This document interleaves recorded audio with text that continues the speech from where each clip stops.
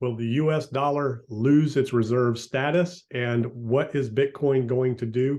The last 2 years in April, Bitcoin dropped 60% plus or minus. Will that happen this April, or are we going to break 30K? So let's jump in, take a look at the charts here real quick and see what's going on. So I've marked out the last couple of years for Bitcoin in April. So this is April of 2021. This is April of 2020, or yeah, March, April of 2022.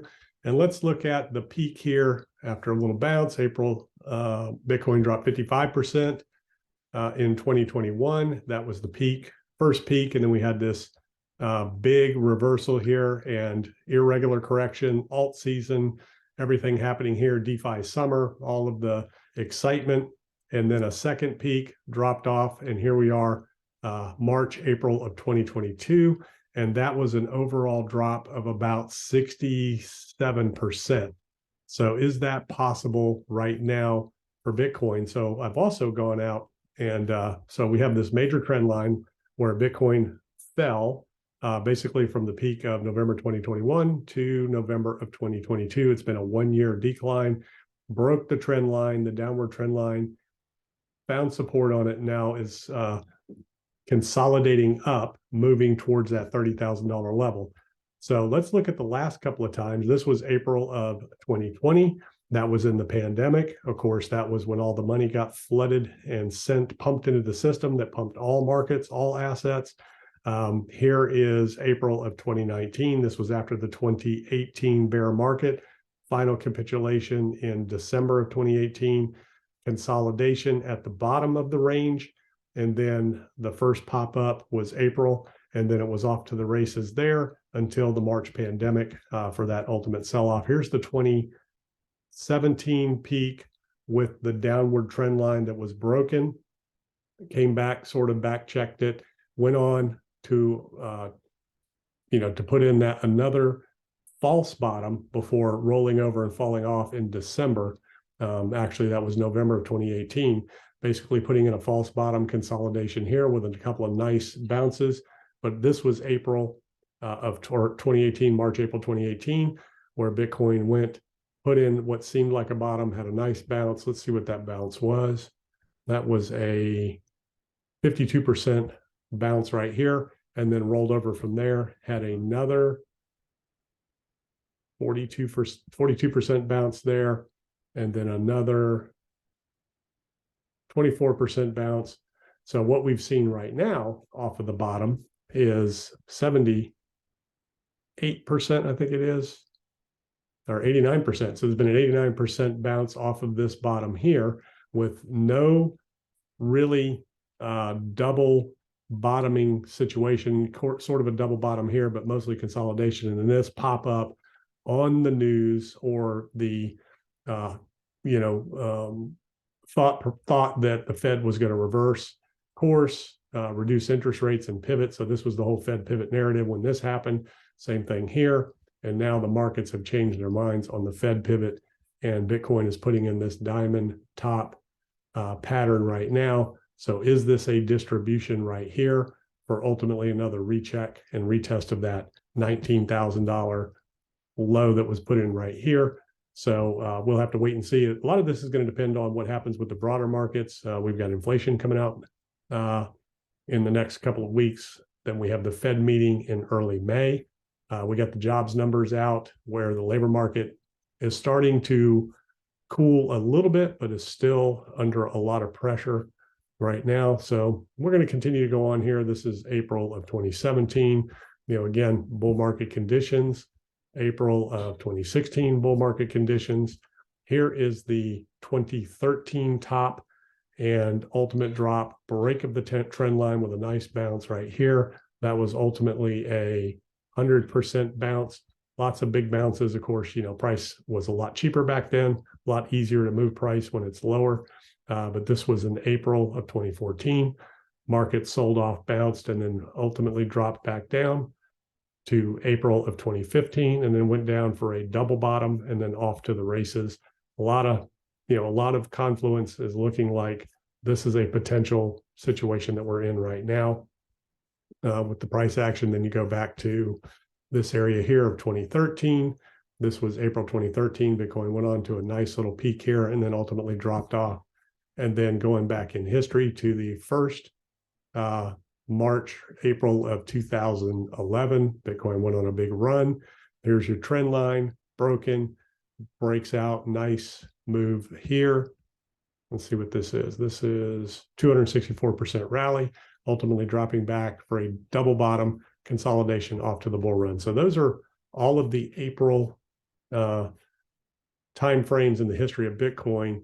But the last two are the ones that are really, concerning because, obviously we've been in a bear market since 2021 across the board, all markets in a bear market. So this price action here is still subject to a bear market. And if anything happens in the broader markets, in terms of a sell-off, then Bitcoin is going to follow along because it is a risk asset. So let's take a look at the moving averages. Still above all the dailies on the weekly, still above, barely, finding support on that 200 week, which is good. So as long as Bitcoin can hold that 200 week, then there's hope that it can continue on from there. And, as long as you don't have like a Binance situation or Tether or a big market sell-off, if the Fed can manage to pull things off with policy and not kill the markets, then this could potentially continue to hang on. Here's the midline of the Gaussian channel on the weekly and still finding support on that midline. Here was last April where it found support on the midline, that ultimately lost it and then went down for that last drop. We've looked at what that looks like if Bitcoin were to drop 60% from here. So let's go ahead and take a look at that, see what that looks like. From right now, if it drops 60%, that puts Bitcoin around, let's say 65% is around $10,000, somewhere in that range, 63 to 65, 9 to 10,000. 44% is back to the bottom of 15,600, 50% is 13,800. So those are some of the levels that you could potentially see if the same conditions play out as they did the last 2 years in April. And the old saying in the market, sell in May and go away. Well, that's not always true. There's been several periods in May in the history of Bitcoin where the markets rallied, at least cryptocurrency markets rallied, and stock markets as well. One of the things to look at that, let's take a look at this here real quick. Also, we have the hash ribbon indicator. So we had the buy signal back in January. Markets have been off to the races ever since then. And hash rate has continued to increase, but we've seen that before. Same thing happened back here in August. This is on the weekly. Let's look at the daily because we didn't get a buy signal on the weekly, but we did get it on the daily back here in August.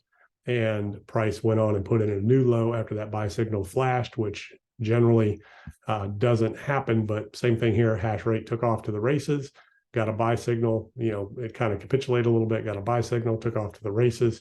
So we've seen this, a few times before. Buy signal here, went on off to the races and then dropped back.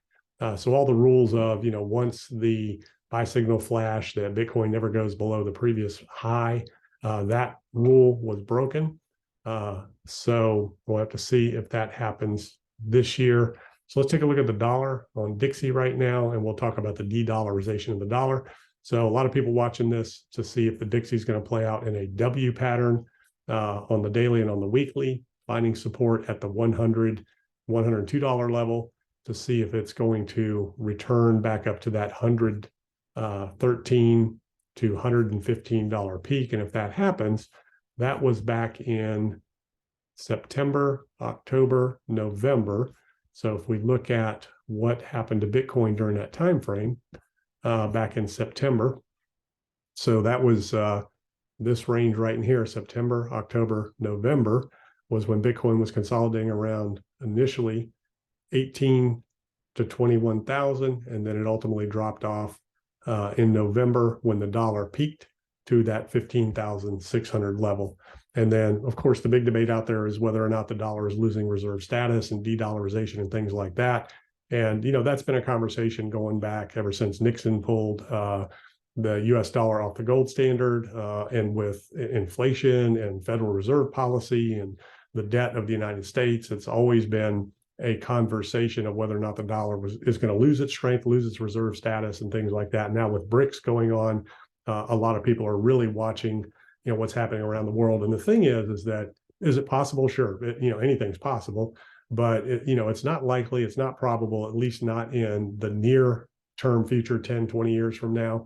And one of the reasons is because you look at the countries that have created this agreement, and they all want to dominate the world. China, Russia, Saudi Arabia, these countries. India is caught in the middle, so they kind of got to go along with China, and with Russia, they have to kind of play along and try to play all sides because they're very reliant on them. So when you think about that, if everybody wants to be the superpower and everybody wants to control the world, they're going to be constantly infighting amongst themselves, and the chance of one of them reigning supreme is going to be pretty slim to none. And the countries that are doing this and banding together are generally the handful of countries that are against the rest of the world. So the likelihood of that prevailing and becoming any kind of a reserve currency is pretty slim to none, in at least in the near 20, 30 years. They're most likely just going to end up devouring themselves, trying to control the world. And it's trust. So the world doesn't trust China, Russia. A lot of the world doesn't trust the United States either, but the United States is the most reliable in terms of stability, rule of law, global superpower, things like that. So those are just the realities of what's going on out there in terms of the reality of what's probable, what's likely, and at least if we're talking the next 10, 20, 30 years, because that's how long this conversation's been going on. And there just really is no other option from a trustworthy source. Now, the debt is a problem. The question is, what happens to the debt? Is it sustainable? How do you sustain it? And when you're the reserve currency of the world, and we can print, as modern monetary theory would argue that you could print as much as you want to sustain the debt at any level, and that it doesn't really affect things. Now, the question is, would that create hyperinflation?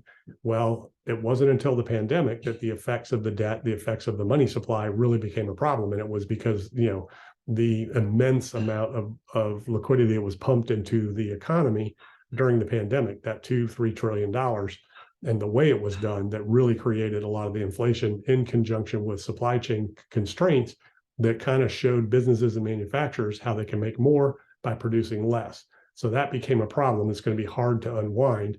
If you're a car manufacturer and you're producing half as many cars and making twice the profit, why would you want to increase that productivity? Why would you want anything to change? And we've seen car prices just through the roof. We've seen food prices through the roof. Same thing. You've seen retail prices through the roof. Energy prices. And if you look at what OPEC did recently to move the price of oil back up, those are the types of things that are very difficult to affect and control. So very interesting times right now, very polarized world, regionally, nationally, globally. It's just fascinating times, unprecedented times. So does anybody have any of the answers? Absolutely not. Nobody knows the future. Nobody knows exactly what's going to happen with markets, the dollar, geopolitical threats, World War III, things like that. Nobody knows. All we can do is do what we do every day, stay informed, listen to all sides of the equation, and keep taking action every day and moving forward. So these are the things I'm looking at. I'll see you in the next video.